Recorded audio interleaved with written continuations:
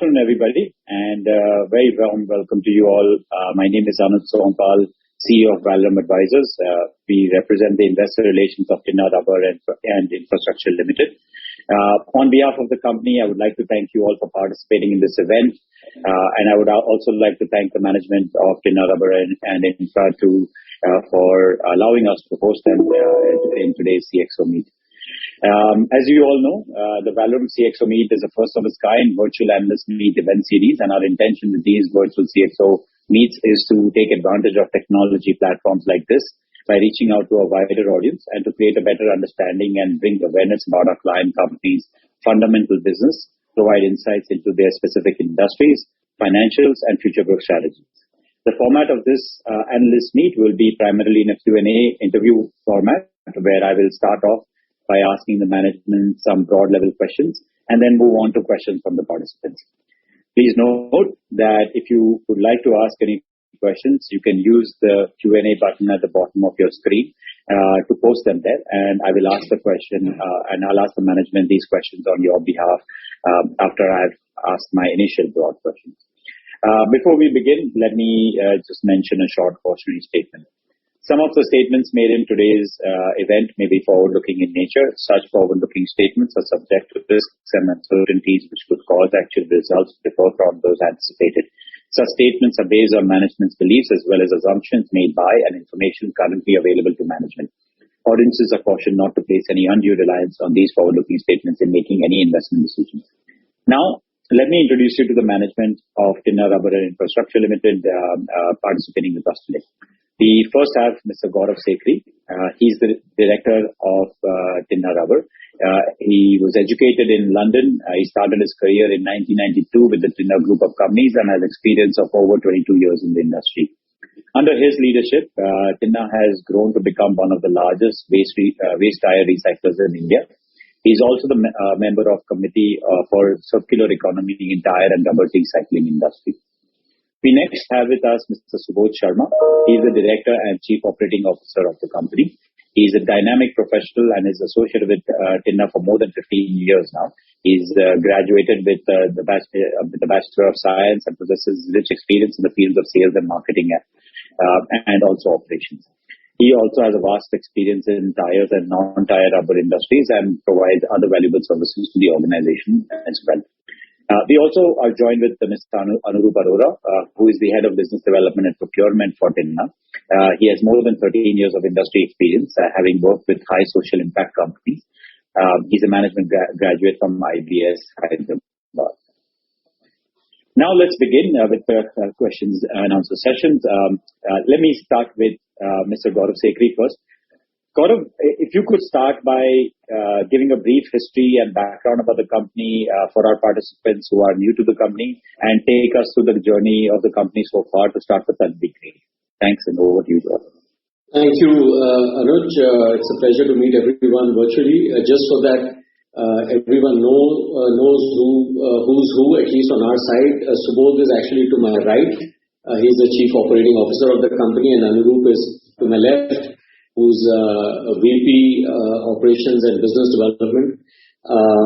So our history is, almost 50 years ago, my father, who's the founder of this group, started his career trading in rubber chemicals. And we have been involved in rubber in one form or another, basically for the last 50 years. So our origins are trading in rubber chemicals. We sort of graduated after that to processing rubber. We were amongst the first people in the country to really automate and industrialize the manufacturing of microcellular rubber sheets, thermoplastic rubber compounds, lightweight rubber compounds. That innovation was done by us. We were pioneers in that space. Importing styrene butadiene rubber, concepts like that. So we've always been involved in rubber. In late 1990s, we came across this, concept of how waste rubber recovered from waste tires, can be processed and it can become a very efficient and effective additive to bitumen, which would result in making, better roads. essentially, rubber addition into bitumen enhances the properties of bitumen. As a result, your bitumen will not crack, it will not strip. So that's the very basic concept of it. And with that background, we got into the business of rubberized asphalt, rubber-based additives for bitumen, and road surfacing industry. And then we, were again pioneers in that space. We laid test tracks across the length and breadth of the country in different climatic zones, different climatic conditions, and basically popularized the use of modified asphalt in India. In around 2010, we realized that there is need to get into processing of waste tires ourselves, and that was really driven by two drivers. One was that we were not able to get sufficient quantity of good quality rubber, and second, we wanted to improve our margins and have better control on the supply chain. So we thought backward integration is a good idea. We always, even from that time, which is 10 years ago, knew that this idea of circular economy, recycling of waste will also catch on. And we did a bunch of capex all through from 2009-10 to about 2013-14. And all locations pan-India where we were doing modified asphalt, we basically backward integrated and set up facilities to recycle tires. I think we were spot on at that time to bet on setting up equipment, and all our factories are geared up to recycle truck and bus radial tires. Unlike a lot of our peers, there's always been people in tire recycling and processing waste tires and recovering rubber from it. But a lot of them are based on nylon tires, bias tires. We chose to go to set up our equipment which specializes in processing TBRs, truck bus radials. Because as the quality of roads is getting better in our India, we have radialization of tires. All the tire companies are now selling a lot more radial tires and bias tires because they get better mileage out of them. So we are geared up to process truck bus radial tires, and which means that when we process, we get rubber and we get steel as byproducts. So that was a pretty important decision to take at that point of time. Also, we kind of doubled down on this idea of how circular economy and use of waste materials in circular economy will catch on. So the capacities we set up were much larger than what we could use for the road industry, with the intention to also make recycled rubber materials for the non-road industry, for the tire industry, conveyor belt industry, rubber mats, etc. And basically all the work done from that time to now started showing results pretty much 3-4 years ago, but really the full harvesting of benefits of all that hard work and research is beginning to show now since last few quarters, and we are really pleased about that. So yeah, that's in a sense our journey. I think were quite right again to also develop this whole business on the non-road sector side, because during the end of UPA government, when there was almost like a policy paralysis, new monies were not being sanctioned for infrastructure and things like that, our road sector business suffered a downturn. But because we had already started this journey of building our business in the non-road sector side, the dividends of that work are now coming good today, because there's a pretty long gestation period in trying to get entry into tire companies, etc., because safety and many other things are involved. So it's a 3 to 5 year process usually to get approvals from tire companies for inclusion of your materials. So we have successfully achieved that. We are now working with every major tire company in the country. MRF, JKC, Apollo, BKT, Yokohama. I mean, there are some of them, and then also some wonderful companies which are a little bit smaller in size, but also very well run, very efficient producers like Ralston, They are our customers, Speedway, MRL, on the conveyor belting side, 4H, Ravasco, Sempertrans, and we work with all of them. And also we go right down to a very basic grade of rubber as well, which goes in rubber matting. So a lot of people in Kerala who are making rubber mats for domestic and export market, we work with them. So that sort of gives you I hope that gives you a bit of an overview that you were looking for, Anuj. Sure. Thank you. That was very nice, Gaurav. As a follow-up to that, can you educate our participants today on the overall recycling industry, especially for end-of-life cycle tires? You touched upon it, but maybe we can elaborate on that. There is also a perception that this is a very unorganized industry. So if you could help us understand that aspect as well as the opportunity size, the competitive environment, the peers, the regulatory hurdles, etc. And maybe we could touch upon how we are addressing the whole global issue of handling waste tires and promoting the circular economy idea. If you could talk about that. Sure. So on the firstly, I think it's a given, and that there is a huge global push, towards the concept of circular economy. I mean, if you can use your materials, an iPhone on the electronic waste side, if you can recover materials from that, and you can put it back to make new electronic products. I mean, that is the most efficient way of using resources. Same is for tires. Natural rubber, which is $2,000 a ton. It has, these rubber plantations have come at a huge environmental cost of sometimes deforestation, and then these plantations have been put in. And there is only finite amount of natural resources available. So when to make a tire, you've got this $2,000 natural rubber which has gone in. You've got carbon which has gone in, which is $500 or $600 per ton. Very, very expensive, resources. In fact, I believe there is a calculation that it takes 1 barrel of oil to make 1 tire. So if you think about that, you've got all this stuff which has gone into a tire, and the tire has, maybe it is at the end of its useful life because, it is now worn out and it is not safe to be used. But the basic rubber properties are still intact. And what we do is we process that mechanically, we separate the rubber and steel, and we recover that rubber, and that can go back in making new tires, or it can be used in making better roads, or it can be used in making rubber mats. Now, this is of huge significance and huge benefit, not only financially to the user, because our products are typically 1/4 or 1/5 the cost of natural resources. Also, there is a huge benefit to the environment because to that extent you're saving on the resources. And I think that is the essence of our business. And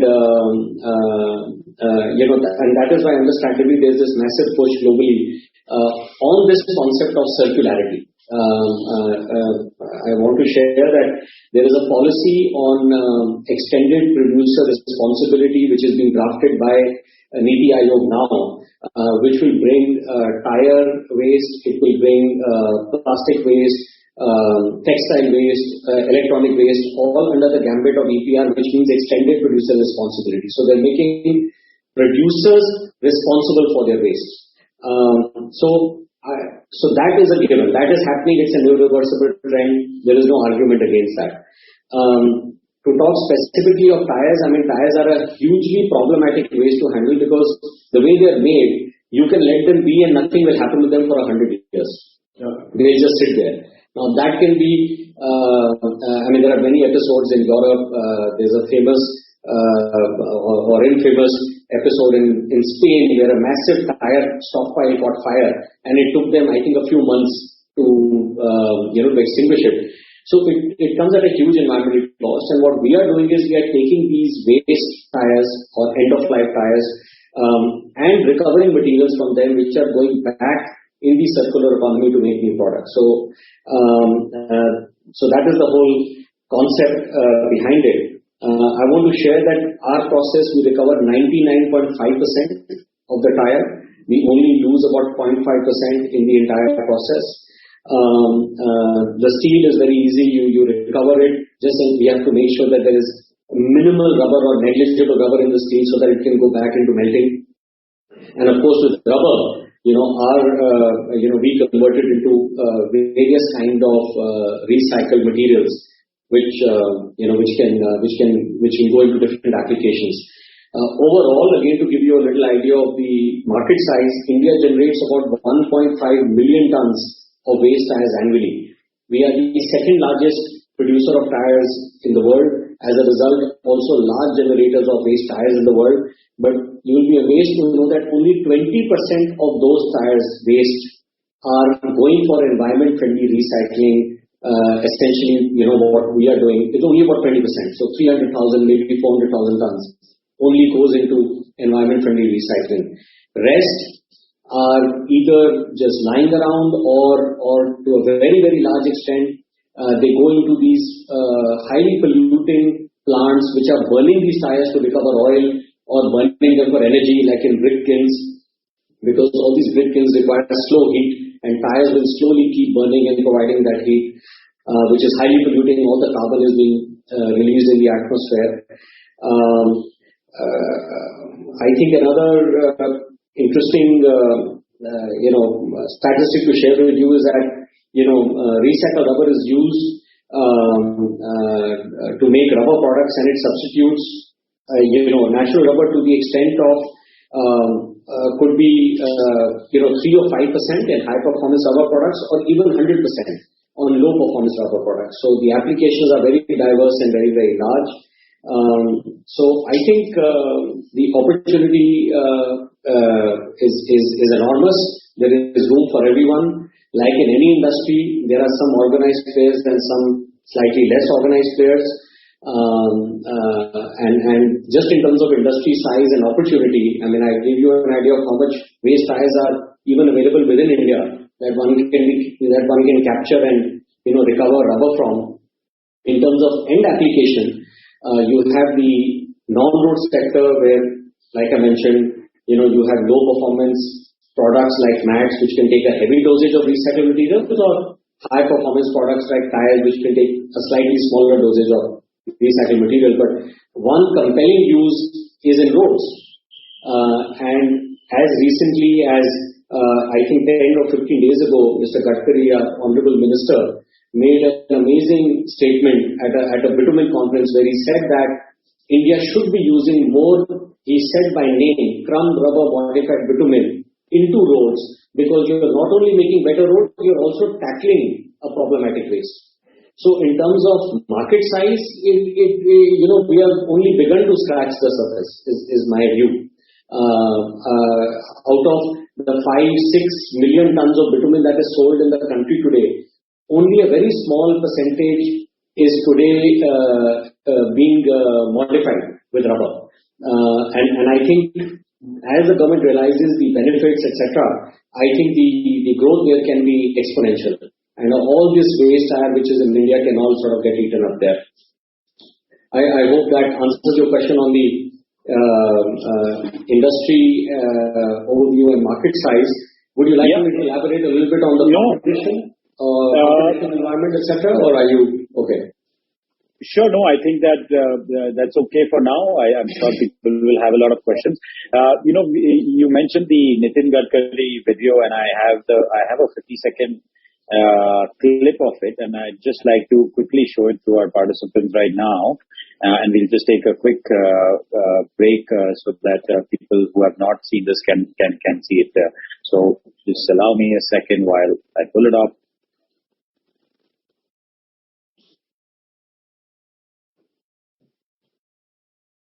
Anuj, at least we don't have audio of the clip. Is this working now? Not able to hear. We can see the video, we can't hear it. Oh, really? Sorry.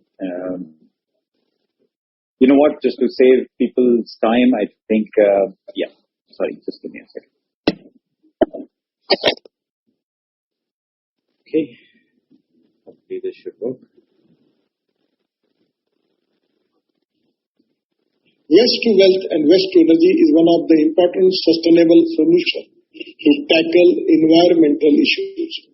Crumb rubber modified bitumen CRMP, is an environmentally friendly material which improves riding quality, skid resistance, and reduce noise level from pavement. It would solve the disposal problem of waste tires.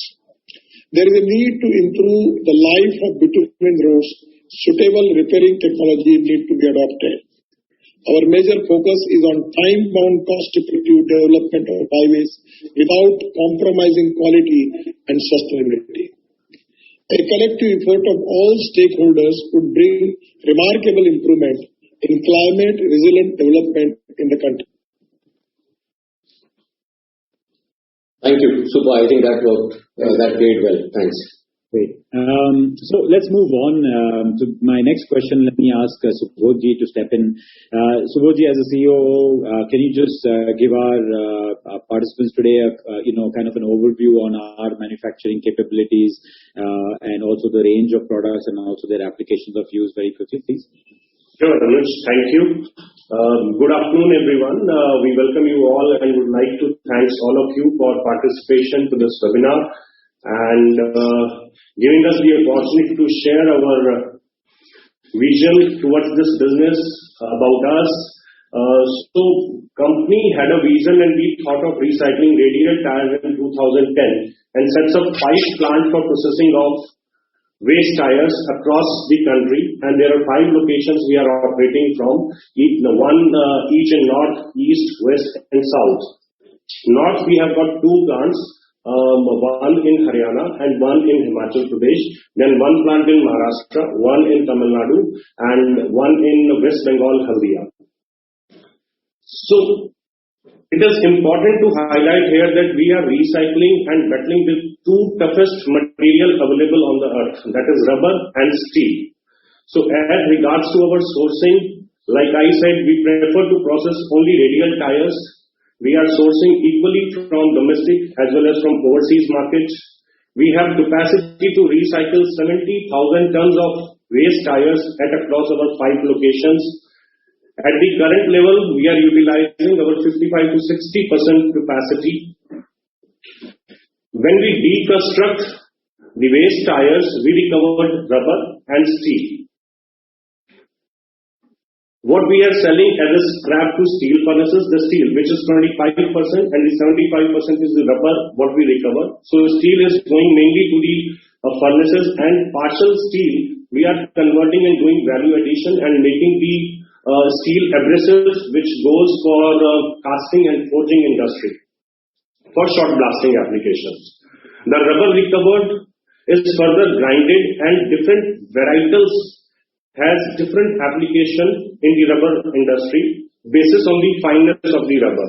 For example, 5 to 10 mesh, like if we go higher the mesh, finer is the material. So 5 to 10 mesh, what we normally call is the granule, that goes for the sports turfing, which is now booming in India and the new concept. And in the last couple of years, we have seen the sports turfing with the recycled rubber material is increasing, year to year basis. When you go to 20, 30, 40 more finer material, then it has the application in the reclamation, in the road asphalt, rubber mats, 2-wheeler tires, etc. And when you go for further micronizing it, it has application in the tire industry, conveyor belting industry, and very specialized product where you can replace natural polymer with the micronized rubber polymer. So parallelly, rubber from 20 to 30 mesh work as a feedstock for us for in-house consumption, and we do the value addition by converting it into the crumb rubber modifier, which goes for the road application. Then we convert it into the reclaim rubber, which is again kind of the rubber tackifier, which goes into the rubber compound for as a processing aid, and then we make the micronized rubber powder out of it.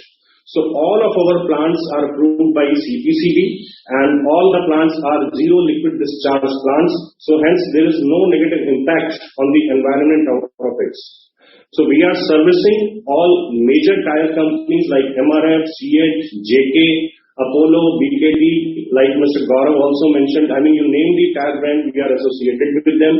We are servicing the conveyor belting industry business in India. I can name them, Sempertrans, which is a multinational company having operations in India. We have the company Oriental Rubber. They are Indian-based company having their operations in South Africa as well. We have the Forage Industries, which is a very large conveyor belting business in India. So similar way, on the road sector side, we are servicing the leading petrochemical refineries like Indian Oil Corporation. We are servicing the Hindustan Colas, which is a JV company between the HPCL and the Colas of France. We are servicing the leading road developers in India, like we had experience of working with the GMR, GVK, L&T, and currently we are working with the DRA, we are working with the NKC projects, we are working with the Megha Engineering in process to service them for their south projects. Similar way, for the steel side, we are servicing to the major steel casting and forging businesses like Tata, Mahindra, Hindalco, etc. So this way we are, servicing all this business with this recycled material, and that's it. Over to you, Anuj. Thank you, Subodhji. I see a lot of questions pouring in from the participants already. So, I'm just going to ask one final question, which I'm sure is going to be one of the questions that the participants will ask. And let me ask you this, Gaurav. So, it's clear that the company has gone through a transformational journey over the last few years, especially with the shift in the government guidelines in favor of our industry. Clearly the second quarter was a phenomenal turnaround as well. So could you talk a little bit about how you see the coming quarters and next few years shaping up for the business, and also explain if this kind of financial performance is sustainable over a long term? Sure. In short, we are extremely bullish. We are extremely excited about, the space we are in. We are in sync with times. We are in sync with the need of the world, actually. The kind of expertise we have developed, the kind of competitive advantages we have developed in being present in both non-road sector and road sector puts us in a very unique position. We are available, of course, in the commoditized side of the business, like the 5-mesh, 10-mesh, because that's low tech, doesn't need so much effort to manufacture. But we are doing more and more business progressively in the higher value, higher margin products which require more research, more R&D, more expertise to make, like MRP, etc. So we are very, very excited. We have seen excellent growth in sales of our product MRP, micronized rubber powder. We are unique in that space. We are the only ones in this country to be present with our kind of capacity. There are one or two very small operators, but their ability to make the product is very, very limited. We will be about 10,000 tons of production of MRP this year and growing. And like I said, in my view at least, we've only begun to scratch the surface, with some of these products. And in terms of financial performance, in brief, we are very pleased with how H1 has gone this year. We expect H2 to be for sure a repeat of H1, if not slightly better. So, we are getting close to the end of Q3. The results will come out. You will see them. We are excited with the way the business has progressed.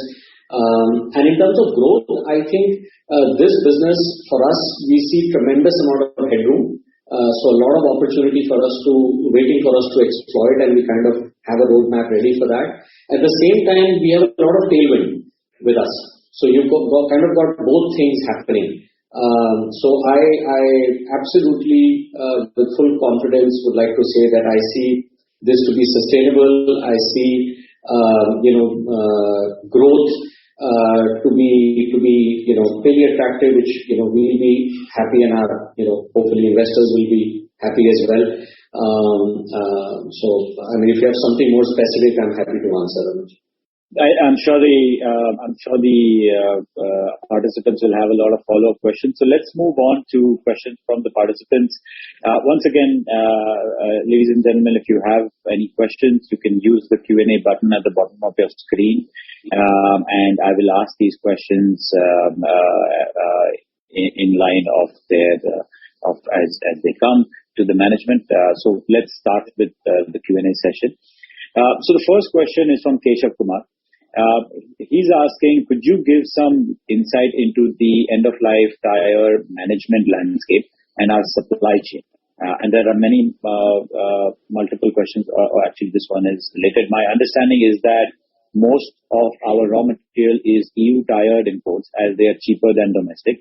So the local management of ELT and channelization into higher efficiency applications than pyrolysis is the natural direction going forward. Any thoughts on that?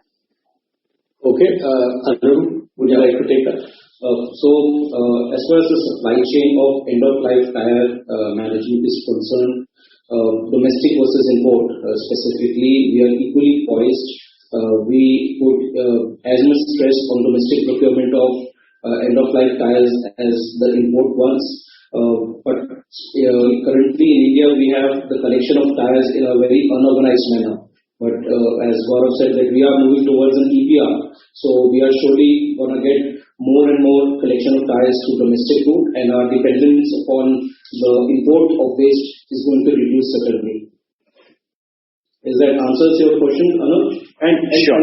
I also want to add here is with the EPR coming in the near future, I mean, we are already in process to tie up with the tire producers, to lift their field rejects, factory rejects, whatever the waste available with them, so that, they also have some of their sustainability goals, right? So they also want their waste to be used in a responsible manner.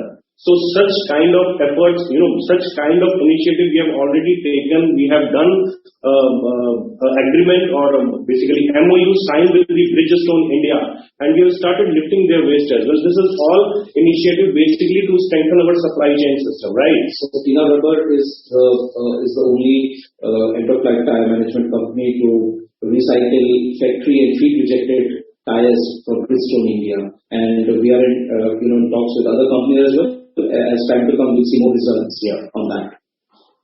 Sure. Anuj, also there was a portion relating to pyrolysis, I think, from this gentleman. Right. So he says that the local management of ELT and channelization into higher efficiency applications than pyrolysis is the natural direction going forward. What's your thought on that? So my thought on that, and I would like to share, is that firstly there is a concept called waste management material hierarchy. And this is extensive research has been done here, and it's called the Lansing ladder, and this was done by a Swedish scientist who determined this concept of Lansing ladder and waste management material hierarchy. That puts material recycling right at the top, which is what we do. So it is the whole idea is, as the name suggests, you are recovering the material as is and converting it into a recycled raw material, which can go back into making new products. So that's top number one, most efficient, environment-friendly method of recycling and handling of waste. Pyrolysis is essentially gasification of tire to recover oil and carbon.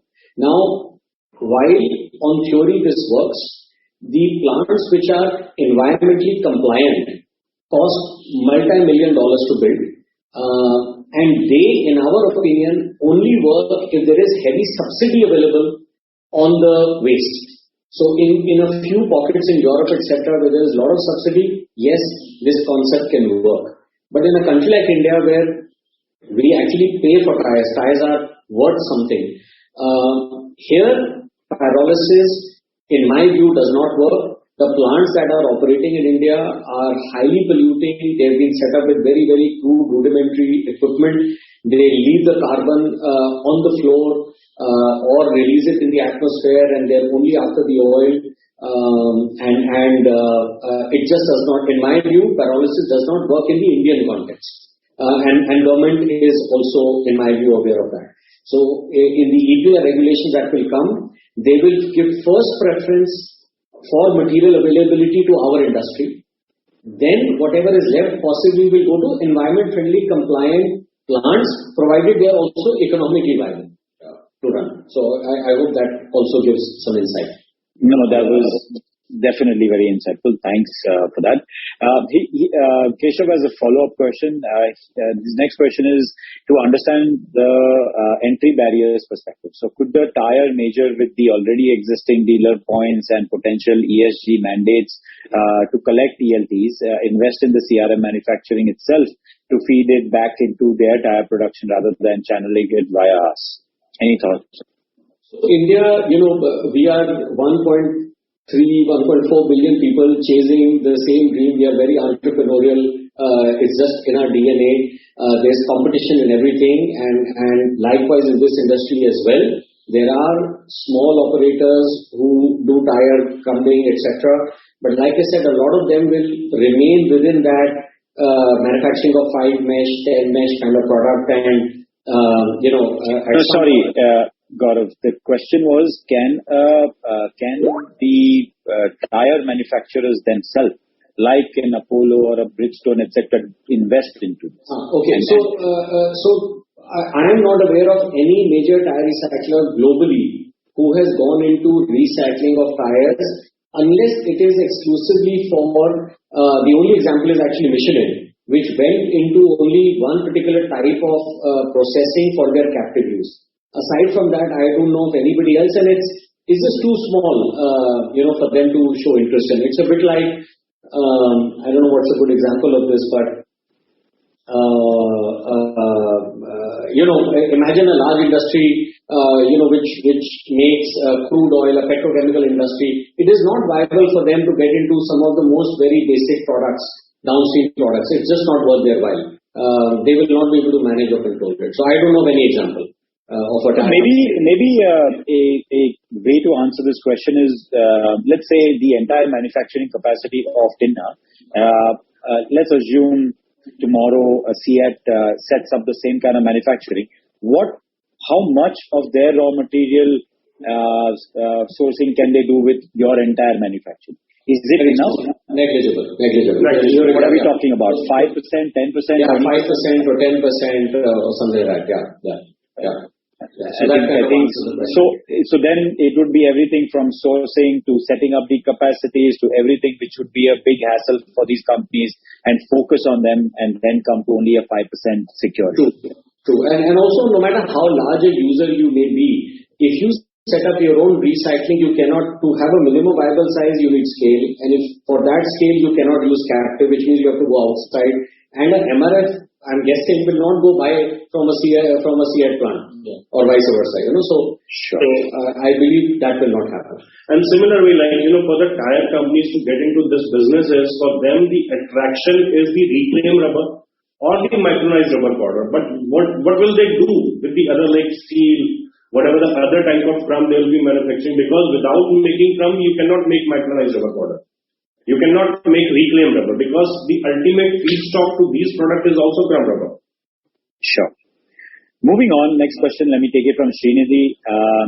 So he's asking, what is the margin difference in road and non-road segments, if any? He has a bunch of follow-ups, but they're all different questions, so let me ask you this. So for us, for us, both are kind of quite close to each other in terms of the margin we achieve from the respective industries.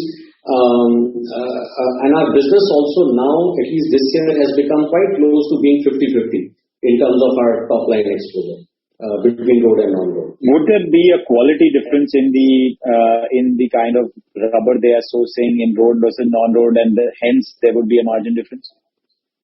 Minor differences, but you can elaborate. Road and non-road margin-wise? No, quality specification-wise. Quality specification, we have some specialized product for the road sector side, like crumb rubber modifier, right? Then normal crumb rubber is, yes, it is not that specialized, but for the sustainability reason, for more waste to wealth kind of reason, normal crumb rubber is also. But for the normal crumb rubber, if the big road developers are processing crumb rubber modified bitumen at site and using it immediately, then crumb rubber is the product. It's very well appreciated and accepted by the developers. But for the refinery context, the crumb rubber modifier is more specialized, and it's, from our basket of product also, it's better margin product. Sure. Similar way on the non-road sector side, like drum rubber is more a commoditized product, but when we do the value addition by producing micronized rubber product, so that gives us the edge over others, other competitors, and secondly, it offers us a better margin to the company. Okay, sure. His follow-up question is, what is our exports contribution, maybe currently or as of last year? Currently, we have around 5% contribution from the exports, but that gives us a big headway for the export landscape in coming years. So it's a big opportunity for us. And right now, we have our products getting factory trials done in most of the multinational tire companies, and I think in years to come, this will become a big growth lever. In fact, you answered his follow-up question, which is what is the 3-year target for the export contribution? So any number in mind to take this 5% up to? We see at least 20% in a couple of years. Sure. And some of our peers are at around 40%. So you can, we are very aware of that opportunity. Sure. His next question is, what are the capex plans in micronized rubber powder and reclaim rubber? He wanted to know the size of capex, funding plans, expected asset turnover, and when will it be operational. So do we have any more capex plans? The short answer is we have no major capex plan. We have adequate capacities to see our growth, at least the visibility we have for the next couple of years. We don't envisage any major capex to be done. That's the short answer. Okay. And his next question is, what are the sustainable EBITDA margins going forward? What are the sustainable EBITDA margins going forward? We are, currently at a traction of around, let's say 17% is what we are achieving in this financial year. We expect economies of scale and higher capacity utilizations to add another possibly 200 bits to that, margin. At the same time, we are dealing with lots of uncertainties like, freight costs have gone completely crazy and things like that. And impact of that is little bit already, factored into our results, which are going to come in, Q3, Q4. So I think we will be able to offset that with better utilization and just more production and sales in the better margin products. So around 17%, 15, 17%, I believe is very much achievable, sustainable. I mean, it's sure. And his final question is, what has led to this kind of expansion over 3 years in terms of margins that he's talking about? Your margins has gone up. So what is the driving factor of that? It's a combination of things. We were new entrants into the non-road segment, and when you are new in any segment, you sometimes have to make compromises to get entry into customers. Always invariably when you do something new, your first set of customers are not the best quality customers as well.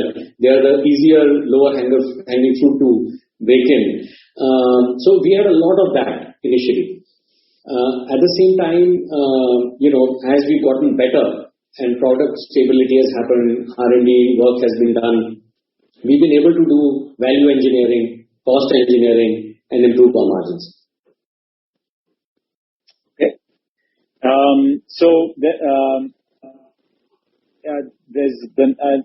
That was it from Srinidhi. Actually, he has one follow-up question. What is the market share? What is our market share in India for crumb rubber and MRP? MRP market share, I think we are holding around 85-90% market share. Okay. Yeah. And crumb rubber? Crumb rubber, we are the largest in India. We are the largest waste tire recycler, and since being, the crumb rubber is very unorganized businesses also there. So correct figure is, I don't think we will be having right now.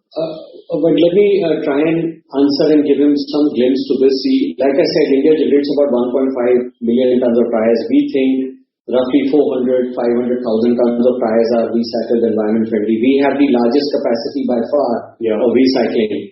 And we will recycle about 50,000 tons of tires this year. So, we have roughly, you can say 10%, 15% of the recycling that happens of tires, we are doing it, and we are the largest. And then there are many small operators who maybe do 5,000 tons only in a year, or 10,000 tons recycling only in a year. So there are many operators like that, of that size and capacity. Sure. There's another follow-up question from Keshav, a bunch of them. So, do you foresee majority of the demand and our revenues coming from non-road applications, as the annual tonnage of CRM requirement from road sector is less than 1/3 of our current capacity? Sorry, repeat. I didn't understand the question. Do you foresee majority of the demand henceforth coming from the non-road applications, as he's saying that the annual tonnage of CRM requirement from road sector is less than 1/3 of our current capacity? So, we have gone from 2 years ago, our road sector business was 30% and our non-road business was 70%. We've seen that come more or less at par this year. Going forward, I think this trend will continue because applications in both spaces will continue to increase. It is in fact also possible that the road sector share may go up because with the recent push of government to use more crumb rubber into roads for a variety of reasons. We are a net importer of bitumen. The more rubber that we can put in roads, it means less bitumen imports. And you make a better road and you tackle waste. And that is a bottomless pit almost, because if government really implements that in true letter and spirit, the road sector business could be far greater than the non-road sector business for application. Another important thing here, Anuj, if you see, the last 3 years, prior to 2019 or 18, there was not so much of push on the road building, and my product goes right on the top of the layer. So that stage normally comes after 2 years, after awarding the contract. So that's why you are seeing that much of traction in our road business. Now, in the last 3-4 years, there's a lot of contracts have been awarded, and that's are coming on the final stage. So my product goes more for a cosmetic reasons, the top surface thing. Okay. His follow-up is there a technology barrier at the end of our customers that it might be a slow adoption, or could the transition to CRM be quick and bottom line accretive? Is tech upgradation requirement a reason for tepid CRM adoption? No. Essentially it does require some element of high-speed mixing of the rubber additive with the bitumen and some heating, equipment and things like that. But it is a fairly well-established process and technology, and not just India, globally. So there is it's easily doable. The major strength in this business we have is we have developed the mobile plants which can be set up at the road developer sites to produce the CRM. And back of it, we have the product is also ready from rubber. For any other competitor or any other peer in the industry, they might go for the operation and maintenance or maybe the conversion of CRM, but they have to depend for the crumb rubber on either me or some other crumb rubber supplier. So that's the strength we have over the others. Even price-wise, CRMB is cheaper than the normal bitumen. So it's always a commercial incentive for the contractor to adopt to a modified bitumen. Sure. Next question, let me take from Anik Mitra. He asks his company's top line used to be around 500 crores during the FY 15 to 17 period. Afterwards, the top line came down and settled around 130 crores. If you can throw some light on that as to why that happened. So that was primarily because back in the day, when the year in which he's seeing this number of 500 crores, we had a subsidiary which was in an unrelated business to this industry, but the turnover was being clubbed to the turnover of the rubber business. So we went through a demerger 3 years ago, and that is why you saw that correction in top line. It was nothing to do with the rubber business. Okay, let's move on to the next question from Pankaj Gupta. I think you've already covered this. So he's talking about sourcing of tires. How is the used tire role? I think this question has been covered. I'm sorry. Let's take the next question from Karan Asli. Can you break up the revenue growth into price growth and volume growth? What are the sustainable realization levels you see going forward? I'm not sure if you can answer this. So basically, the revenue growth that we have seen this year, is that a function of volume or price? It's a function of volume, primarily. There is some element of price expansion that has also happened, but primarily volume. And like I said, a large part of that has got driven by the road sector business. So it's largely a function of just growth in business. Okay. Prices today, realizations today, are they sustainable, or do you think that they'll come down? Have they gone up unnecessarily? We understand rubber prices, which are heavily traded globally. What's the trend there? Well, see, it is the situation across the world. The price have gone up, that's true, and we don't see it as coming down in the next couple of years. Another reason is bitumen is the derivative of crude oil. So till the time, the crude is also at that level. So that will support the bitumen price and that will support the rubber price as well. Similarly, on the other side, in the non-road sector business, natural polymer, synthetic polymer, carbon, etc., everything is up. Recycled rubber material is still having 50% of the rubber hydrocarbon, which is considered to be as polymer. Right. So my product, let's say on an average, if it is 50 rupees a kg, even then it is 1/4 of the natural polymer pricing. So it makes sense for user to use more and more recycled rubber. Similarly, on the road sector, the bitumen is much higher. Today it is 45,000 to 50,000 rupees a ton. My product is, just 60-70% of it. Sure. His next question is, how soon till we hit the run rate of 6,000 tons per month utilization? And is also asking how Q3 has fared, but I do not want you to answer how Q3 has fared. We are in the middle of it. So please just tell me how 6,000 tons per month, when are we going to hit that run rate? Well, our plans for FY23 are of a number very close to that number. Okay. So that means 2 years from a year and a half from today. Next year. Next financial year. Sorry. Right. What is his next question is, we've already answered this. What is the scope of improving wallet share with tire companies?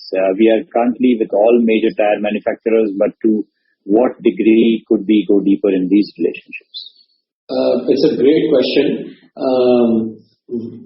By any consulting that we have done in the industry, Indian tire customers and their R&D people are the most conservative in their use of recycled rubber materials.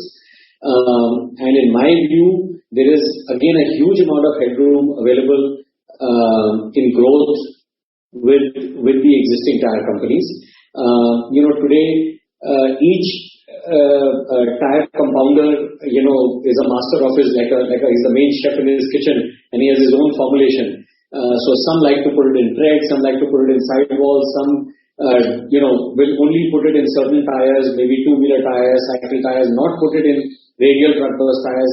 So that is a matter of them trying it, getting more comfortable, maybe doing a small dosage and then increasing the dosage. So the short answer is there is a huge opportunity still to grow even with the existing tire companies who are already our customers. Sure. Next question let me take from Harsh Sethia. Can we segregate the margins of rubber and steel segments separately? What kind of margins we make in both of them separately? That is difficult to do because steel for us is to a large extent a byproduct, and it is quite difficult to calculate margins separately on steel and separately on rubber. Okay. Let's take the next question from Hitesh Kumar. Does the price of natural rubber have any impact on demand pricing of our products? I presume, of course.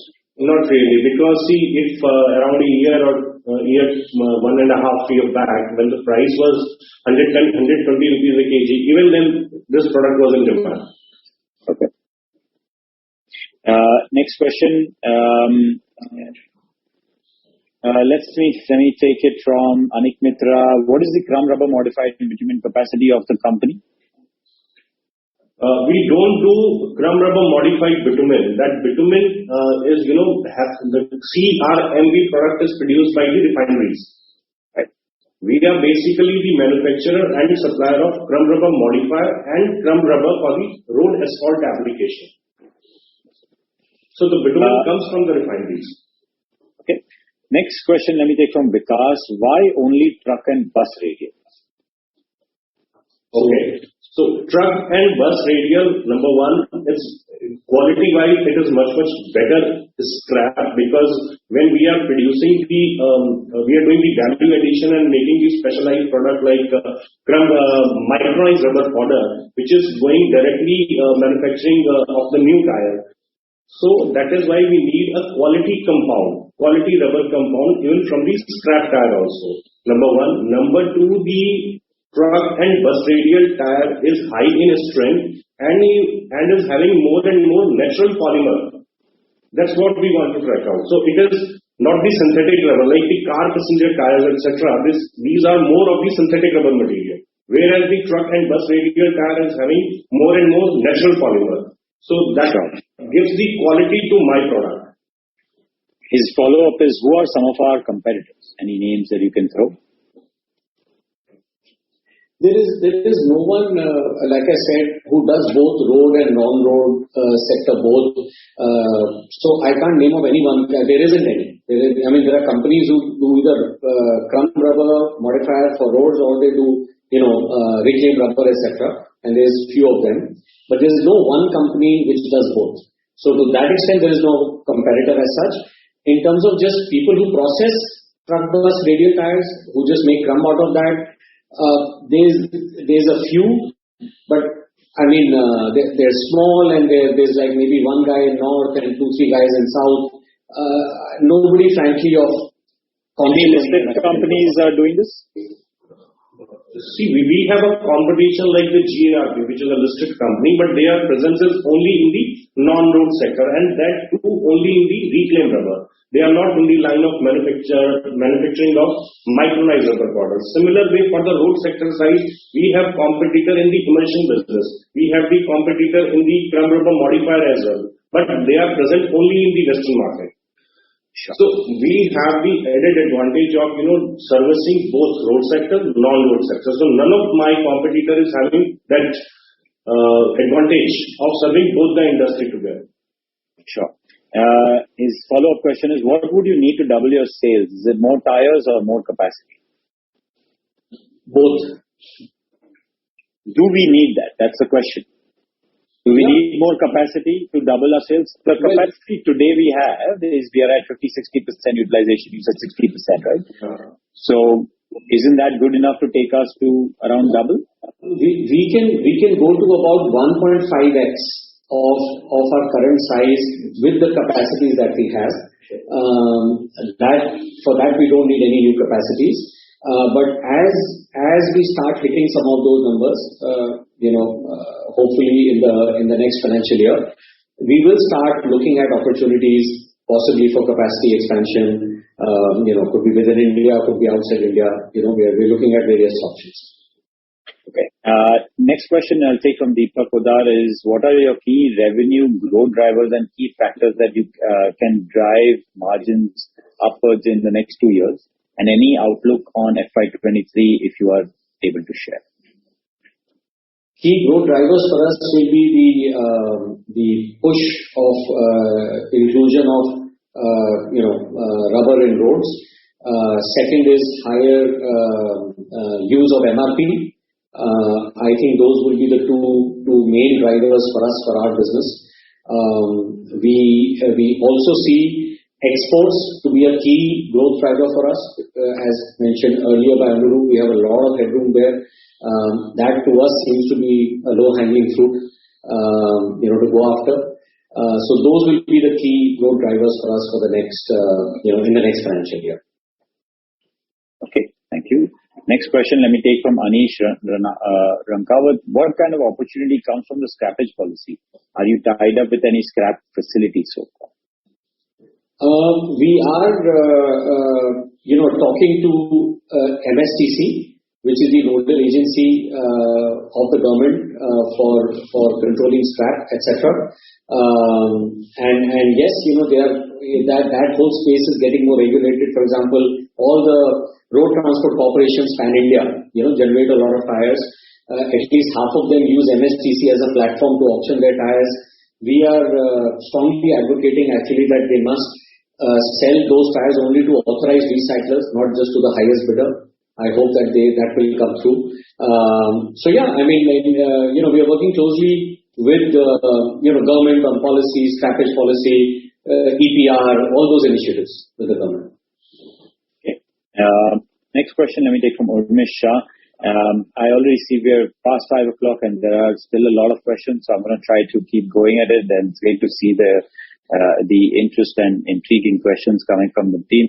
So Urmesh Shah is asking, what is the optimum capacity utilization that the company can achieve, and also can you give some color on the capex plans? Capex plans, I think we have for the next 2 years we've touched upon, but what is the optimum capacity utilization you think?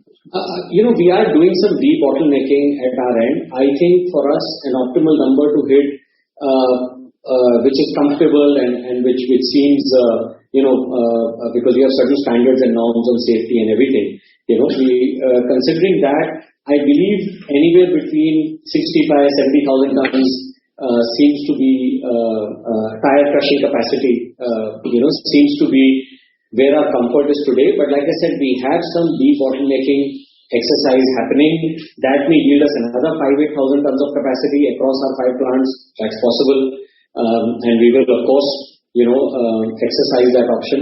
So I hope that sort of answers this question. Next question is from Devraj Radha. How EPR is different from pollution control board norms? Completely different. Pollution control norms are essentially norms which are being set to regulate an industry how it operates.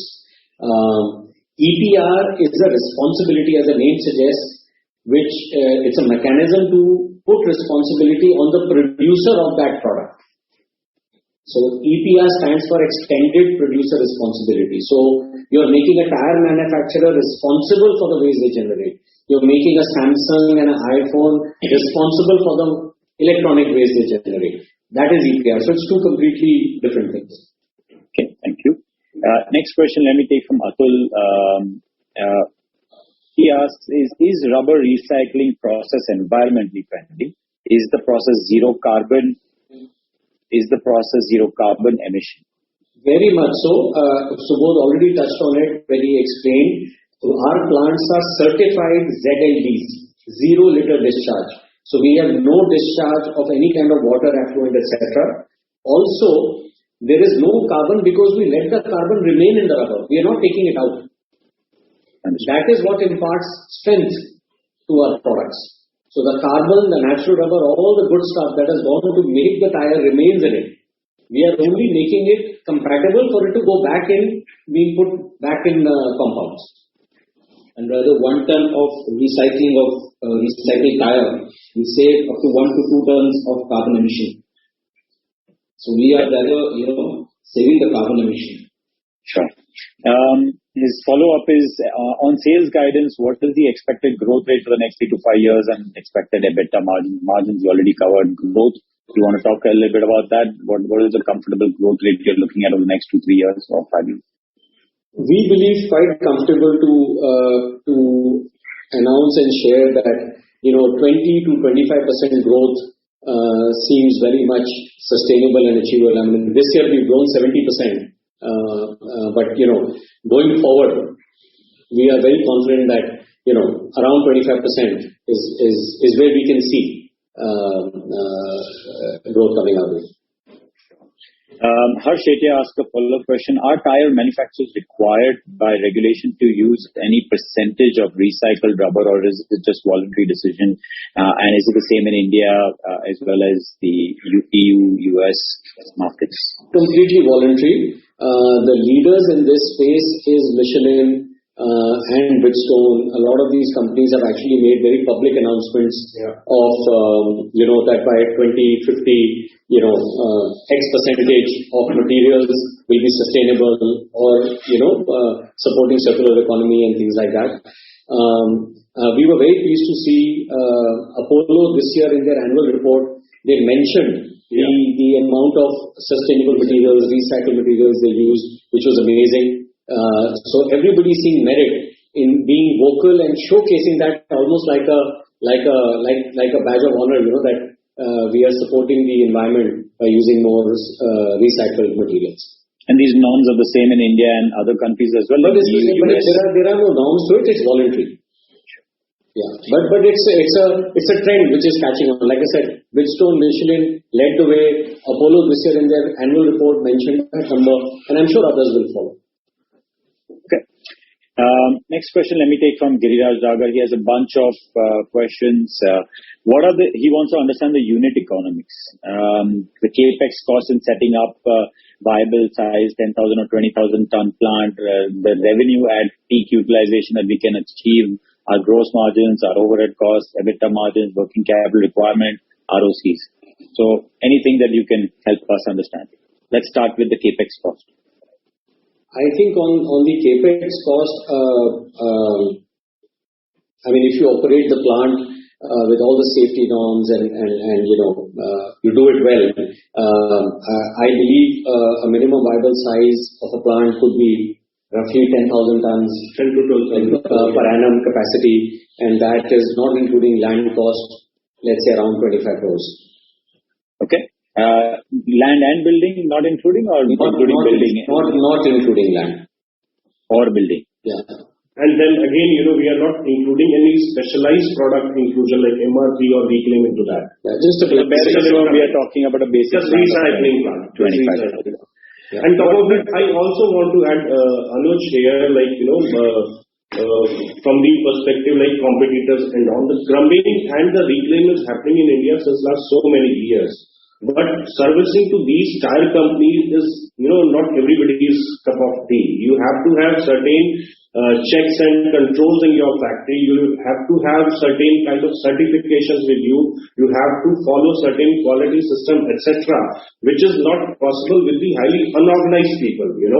Like to service the tire industry alone, you have to have the IATF certification, because they are directly selling their produce to the major automobile manufacturing companies.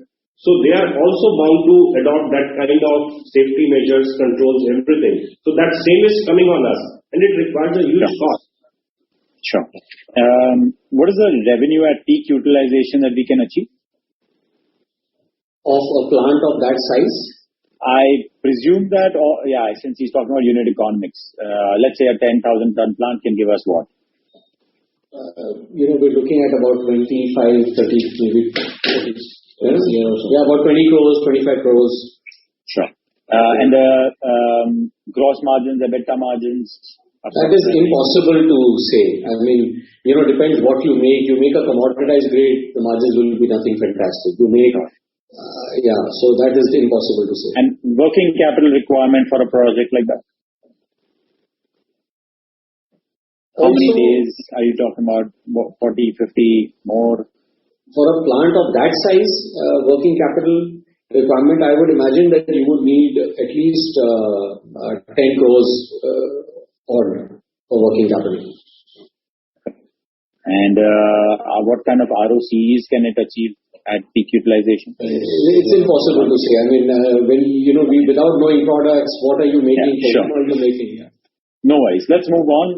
We're running out of time, but there are still a lot of questions. I'm going to try to ask you as many as possible.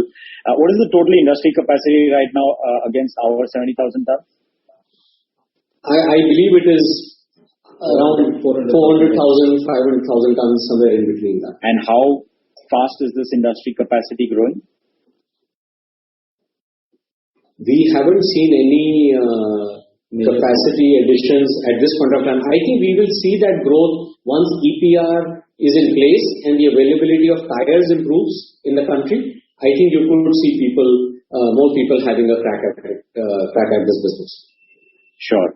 Devraj asked a follow-up question. Do we get any carbon credits in this business? We are exploring the eligibility of carbon credits. We are working on it. I mean, I think, as you know, many years ago, carbon credits were worth something, then they were worth nothing. We firmly believe that we will be eligible for carbon credits, but there is a cost involved, and then you have to see the cost benefit, advantage, and then kind of pursue that. But we are looking at it. Sure. Keshav asked a follow-up question. What would be the rough efficiency going from ELT to CRM to a new tire? I did not understand that question. He's asking the efficiency going from ELT to CRM to a new tire. I presume. Well, let's move on. We'll try to come back to this and we'll clarify from later. I think I want to take one final question, and we've definitely tried to hash out a lot of them. There's one question from Takshila who asks, what makes you special? And I think this is a good question to end. Differentiation vis-a-vis potential and existing competitors. You already talked about the enter barriers, principal competitors. We talked about what are the cost of dynamics of importing waste tires. Isn't logistics cost of transporting tires a big barrier? What are the potential technological improvements, application developments, etc.? I think we've covered a lot, but let's just conclude at what makes you different than others. So I think a few things. One is that, our history of just knowing rubber industry, processing rubber, gives us a tremendous competitive advantage. We've dealt with it. We've been compounders ourselves. We understand this industry, I believe, extremely, extremely well.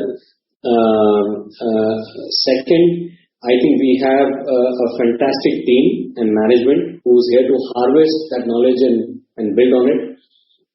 I think we have taken 2-3 decisions very key in the last 7-8 years which has set us apart. One is, having been in the road sector business, we got into the non-road sector business, spent our 3-5-year grind in getting approvals and all of that in place. That is a strong entry barrier to anybody. We already have those permissions and consents in place.